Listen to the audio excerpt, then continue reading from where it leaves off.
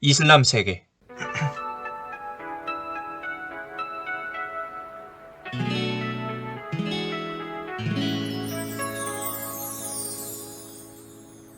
이거 세상에서 제일 귀한 역사 수업 들려줄 테니 재밌게 들어줘.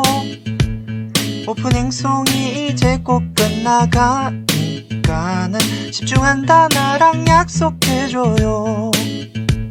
이건 세상에서 제일 귀한 역사 수업 들려줄 테니 재밌게 들어줘. 우철쌤의 역사 콘서트. 이슬람교의 성립. 이슬람교 발생 이전의 아라비아 반도의 상황입니다. 6세기 후반 사사왕조 페르시아와 비잔티움 제국이 전투를 벌입니다. 이로 인해서 전통적인 동서교역로 지중해 메소포타미아 지역 걸프해로 이어지는 교역로가 차단이 되죠. 이에 따라 상인들은 새로운 동서교역로가 필요해집니다. 그 과정에서 지중해에서 홍해로 나아가는 교역로가 개발됩니다. 왼쪽 지도의 모습처럼 지중해를 통해 홍해로 나아가 아시아 지역으로 이동하는 이 교역로가 개발되었고, 이 길에 있는 메카와 메디나가 발전합니다. 둘 다 오아시스 도시로서 메카는 지역적 특징이 농사가 잘 안 된다는 점, 하지만 바다 근처에 있었기 때문에 상업 도시로 발전했고, 사람들이 많이 모이다 보니까 종교 중심지가 됩니다. 이 지역에서 활동한 부족은 쿠레이시 부족이 되겠습니다. 도시 중심 지역에는 카바라는 성스러운 신전이 존재합니다. 오아시스 도시인 메디나는 농업 도시로 크게 발전했습니다. 7세기 초 아라비아 반도의 주요 민족입니다.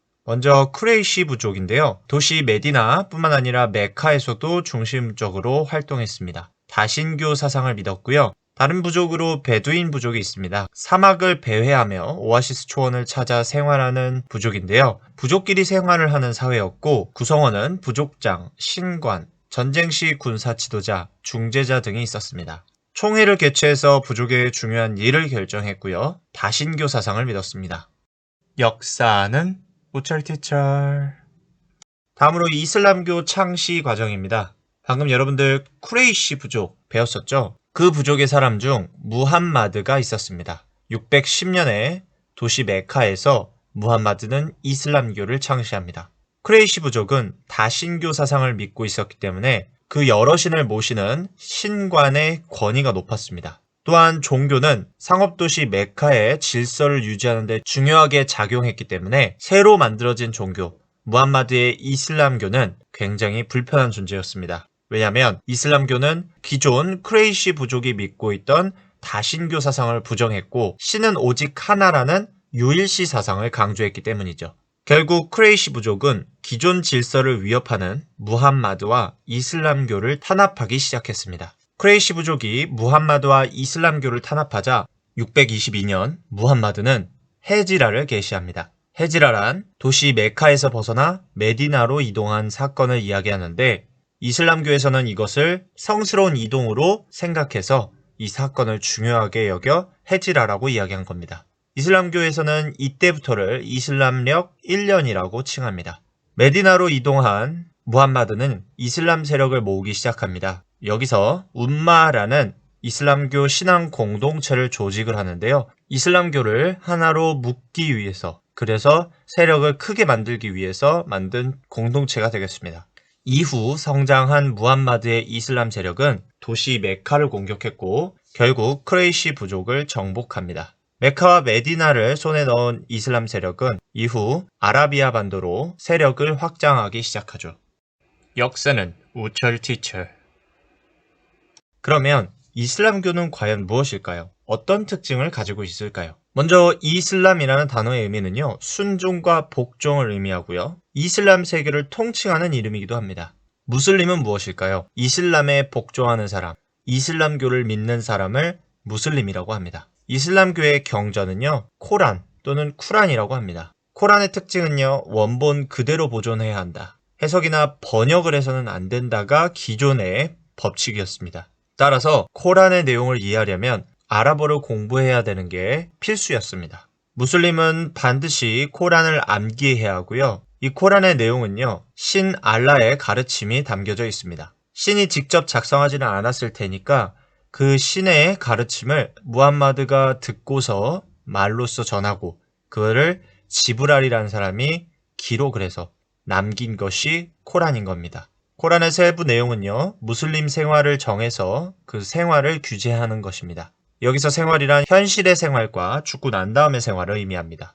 그 다음으로 하디스라는 게 있는데요. 수나와 하디스라고도 합니다. 이것은 알라 신의 가르침 말고 무함마드가 생존했을 때 말했던 것, 행동했던 것을 기록한 책입니다. 그래서 이슬람교에서는 코란 다음으로 수나와 하디스가 중요하게 여겨집니다. 이슬람교의 특징입니다. 유일신 사상을 믿습니다.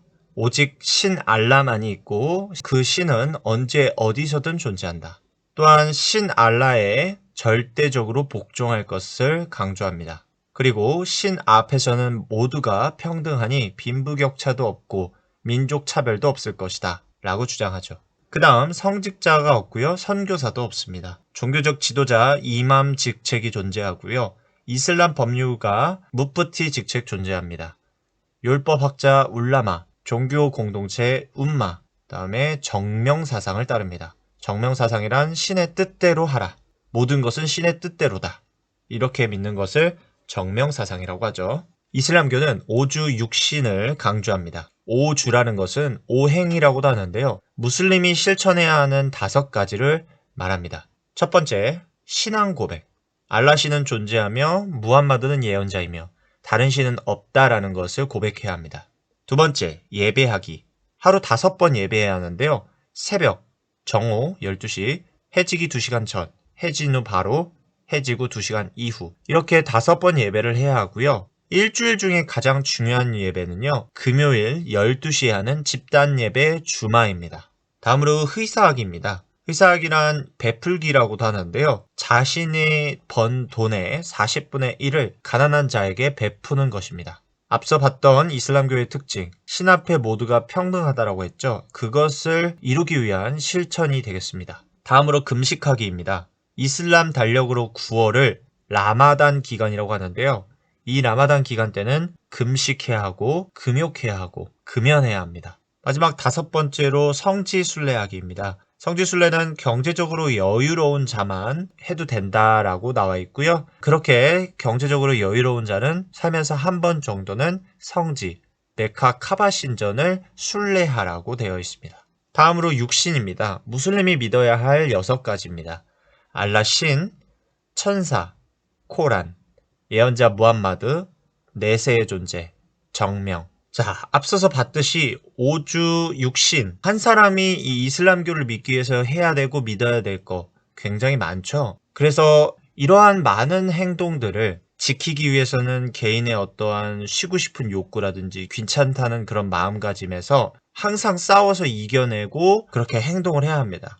그것을 이슬람에서는 성전, 지하드라고 합니다. 본래 이 지하드는 이슬람교인으로서 임무를 다하기 위한 자기 자신과의 싸움이었습니다. 앞서서 봤던 오주 육신을 강조하고 그것을 다하기 위해서 자기 자신과의 싸움을 하는 건데, 그러나 이것이 점차 그 의미가 변하게 되면서 이슬람교인이 다른 종교를 믿는 자와 싸우는 모든 행동을 지하드라고 사람들이 이해하기 시작합니다. 이러한 인식 때문에 극단적으로 이슬람교를 믿는 단체나 또는 사람이 테러 행위로 변질시켜서 국제사회의 문제를 낳고 있죠.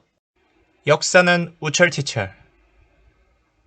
다음으로 이슬람교의 전파입니다. 이슬람교가 전파될 수 있었던 종교적 이유는요, 바로 평등 사상을 강조한 종교였기 때문입니다. 다음으로 관용 정책입니다. 정복을 한 곳에 이슬람교를 믿도록 강요를 한 것이 아니라 너네가 원래 믿고 있었던 종교 그래 믿어도 좋아 라고 자유를 보장해 줍니다. 대신 여기에 조건을 붙이죠. 너네가 이슬람교를 믿지 않는 대신 그럼 세금을 내. 다음으로 전사자에 대한 대우인데요. 이슬람교를 위해서, 이슬람 세계를 위해서 싸우다 죽은 사람은 명예로운 사람으로 대우해주며 천국에 갈 수 있다라고 이야기하여 사람들로 하여금 죽음에 있어서 두려움이 없도록 했습니다. 마지막으로 주변 환경적 이유입니다. 주변 제국들의 강압 정책이 한몫을 했는데요. 비잔티움 제국과 페르시아 제국이 자신들이 지배하는 민족에 대해서 강한 통제와 많은 세금을 거둬들였습니다. 그러다 보니 못 살겠다, 좀 더 편하게 하는 세력으로 가야겠다 해서 보니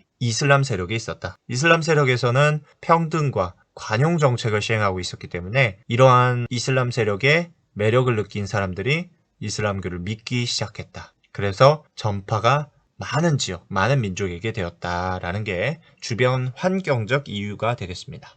역사는 우철티철. 마지막 파트입니다. 이슬람교와 크리스트교를 비교해 보겠습니다. 종교적으로는요, 서로 다른 시작점에 있지만 역사학적으로 보면요, 유대교에서 갈라져서 독자적인 종교가 된 겁니다. 근데 그 두 개의 독자적인 종교가 어떤 공통점이 있는지 먼저 보면요, 두 종교는 우상 숭배를 금지합니다. 신이 아닌 존재나 물건을 신처럼 여기는 것을 금지해요. 즉 어떤 조각상을 두고 이게 신이야 라고 믿는 것을 금지시켰다라는 거예요. 그 다음 믿는 것에서의 공통점은요, 유일신사상이라는 거, 그 다음 신이 세상을 만들었다는 천지창조, 그 다음 최후의 심판은 있다. 살아있는 사람이나 죽은 사람 모두에게 신은 심판하신다. 신이 심판한다. 그 다음 천국이 있다. 지옥이 있다.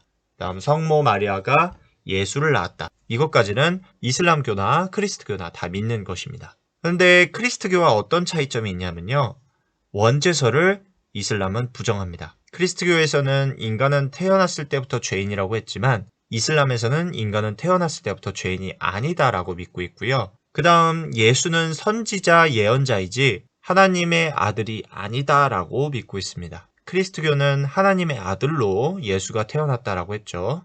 그 다음 삼위일체설을 부정합니다. 신과 예수와 예수를 대신해 내려온 존재는 하나다가 크리스트교가 믿는 것인데, 일단 이슬람교는 예수가 신의 아들이 아니라고 했으니까 같은 존재가 아니게 된 겁니다. 그러니까 이것만 봐도 삼위일체설을 부정한 것이다. 다음으로 최후의 예언자는 무함마드이다. 다음으로 인간의 구원은 믿음이 아닌 선의 실천으로만 된다라고 합니다. 크리스트교는 인간의 구원은 믿음으로 먼저 이루어진다고 했는데, 이슬람에서는 믿음으로 돼서는 안 되고 선의 실천, 우리가 앞서 배운 오주, 오행 있죠? 그것으로 된다라고 한 겁니다. 이러한 두 종교의 차이점을 봤습니다. 이번 영상은 여기까지입니다. 여러분들, 우리는 다음 영상에서 다시 만나요. 바이바이.